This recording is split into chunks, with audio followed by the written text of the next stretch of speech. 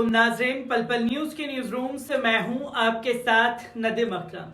आजकल देश में केंद्र सरकार जो है वो फेक न्यूज चलाने के चलते तमाम चैनलों को बंद करते हुए दिखाई देती है या उन चैनलों के वीडियो को डिलीट करती हुई दिखाई देती है, जहां खुद अनुराग ठाकुर जी खड़े होकर के कहते हैं कि साहब ये हमारे दूसरे देशों से संबंध खराब कर रहे थे, इसलिए जो है हमें इन वीडियो को डिलीट करना पड़ा है और इसलिए हमें इन चैनलों को बंद करना पड़ा है।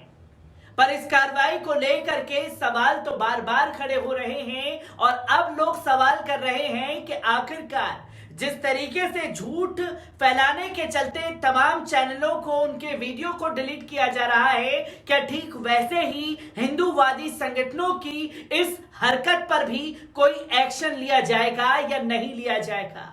जहां भारत के संबंध कनाडा से कितने बेहतर चल रहे हैं, उसमें एक बार फिर से रोड़ा डालने की कोशिश हिंदूवादी संगठनों द्वारा की गई है। क्योंकि अभी हाल ही में लंदन की तस्वीर लोगों के सामने थी, तो वहीं कनाडा में भी इसी तरीके से हिंदूवादी संगठनों ने बिना खबर की जांच किए हुए हैं कनाडा की निंदा प्रस्ताव करना शुरू कर दिया कि साहब हम इस घटना की निंदा करते हैं, देश के प्रधानमंत्री श्री नरेंद्र मोदी जी को कनाडा के ऊपर एक सख्त एक्शन लेना चाहिए। अब हुआ दरअसल ये कि कनाडा में एक श्री भागवत गीता पार्क है जिसकी मरम्मत का काम चल रहा है और तमाम हिंदूवादी संगठनों ने उस पार्क को लेकर के ये फैलाना शुरू कर दिया कि देखिए कैसे कट्टरपंथियों ने जो है इस पार्क में घुस करके तोड़फोड़ की है और इसके ऊपर और इनकी हरकतों की वजह से कनाडा पुलिस को भी आगे आकर के बयान देना पड़ा है कि भाई साहब जो घटना घटी नहीं उसकी भी आप कैसे निंदा प्रकट कर रहे हैं, इसका जवाब दीजिए। और एक बार फिर से हिंदूवादी संगठन कनाडा पुलिस से अपनी फजीहत कराता हुआ दिखाई दिया है। किस तरीके से तमाम चीजें सामने आ रही हैं, एक बार इस पूरी रिपोर्ट पर नजर डाल लेते हैं। भारत और कुछ हिंदू संगठनों ने कनाडा में कथित तौर पर हुई एक ऐसी घटना की निंदा कर डाली जो घटना हुई ही नहीं है। कनाडा की पुलिस ने कहा है कि भगवत गीता पार्क में तोड़फोड़ जैसी कोई घटना तो हुई ही नहीं है। सोशल मीडिया साइटों पर कल रविवार 2 अक्टूबर को एक फोटो के साथ ये सूचना वायरल की गई थी कि भगवत गीता पार्क ब्रैम्पटन में कुछ तत्वों ने तोड़फोड़ की। इस सूचना के सामने आने के बाद भारत और कनाडा के हिंदू संगठनों भारतीय दूतावास ने घटना की निंदा करते हुए बयान जारी कर दिया, लेकिन कुछ देर बाद ही पुलिस ने इस तरह की किसी भी घटना का खंडन अपने आधिकारिक ट्विटर हैंडल पर कर दिया। लेकिन घटना की निंदा का दौर जारी रहा।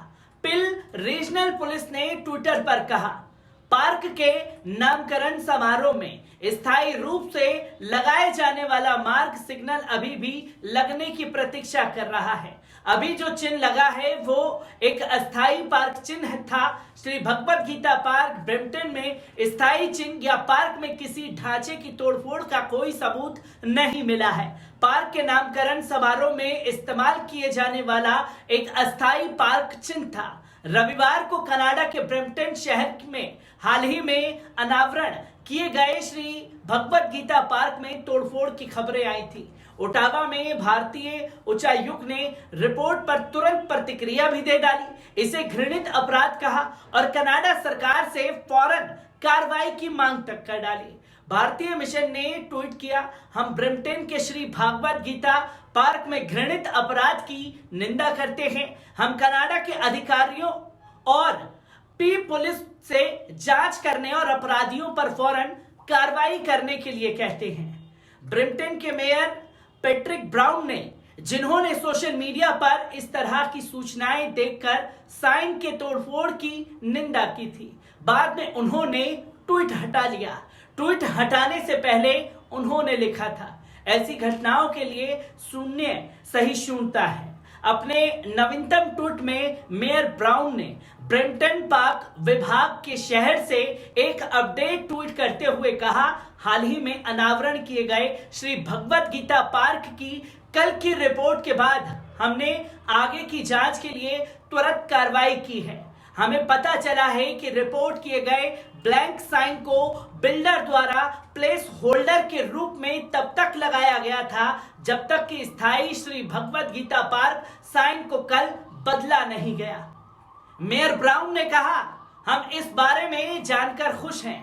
हम हमारे ध्यान में लाने के लिए समुदाय को धन्यवाद देते हैं और ये सुनिश्चित करते हैं कि ब्रैम्पटन एक सुरक्षित और सभी को साथ लेकर चलने वाली जगह है।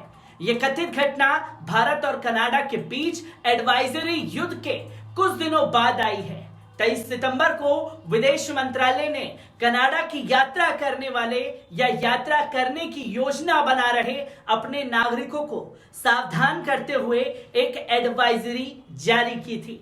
भारत सरकार की एडवाइजरी में कहा गया था कि अपराधों की बढ़ती घटनाओं को देखते हुए भारतीय नागरिकों और कनाडा में भारत के छात्रों और यात्रा शिक्षा के लिए कनाडा जाने वालों को सलाह दी जाती है कि वे सावधानी बरतें और सतर्क रहें। भारत के इस बयान पर कनाडा ने नाराजगी जताई थी। इससे पहले कनाडा में हुई गोलीबारी में एक भारतीय छात्र को गोली लग गई थी। अस्पताल में इलाज के दौरान उसकी मौत हो गई थी। इसके बाद भारत सरकार की ओर से कनाडा में रहने वाले छात्रों व अन्य नागरिकों के अलावा वहां की यात्रा करने वाले नागरिकों के लिए एडवाइजरी जारी की गई थी। इसमें कहा गया था कि हाल की घटनाओं को देखते हुए भारतीयों को ज्यादा सतर्क रहने की जरूरत है, जिसके बारे में तमाम तस्वीरें सामने आई। अब सवाल ये खड़ा हो जाता है कि जब पुलिस प्रशासन की तरफ से ये साफ तौर पर कह दिया गया कि तोड़फोड़ की कोई घटना सामने नहीं आई है, काम मरम्मत का चल रहा है, साइन बोर्ड पर नाम वही लिखा जाएगा, और जो अंधभक्तों ने कनाडा और भारत के रिश्तों को बिगाड़ने का कोशिश किया है और अपनी नफरत को, अपने कुंठित दिमाग को लोगों के सामने सार्वजनिक किया है, उसका असर किस तरीके से दोनों देशों के रिश्ते पर पड़ सकता है, इसके बारे में भी सोचने की जरूरत है कि आखिरकार कब तक इस नफरत में अंधे होते चले जाएंगे, जहां सिर्फ और सिर्फ दो देशों के बीच, दो समुदायों के बीच, दो लोगों के बीच नफरत पैदा करने का काम किया जाता रहेगा। अनभक्तों की इस फजीयत को लेकर के तमाम अपडेट आप लोगों के साथ साझा करता रहूंगा। दीजिए इजाजत।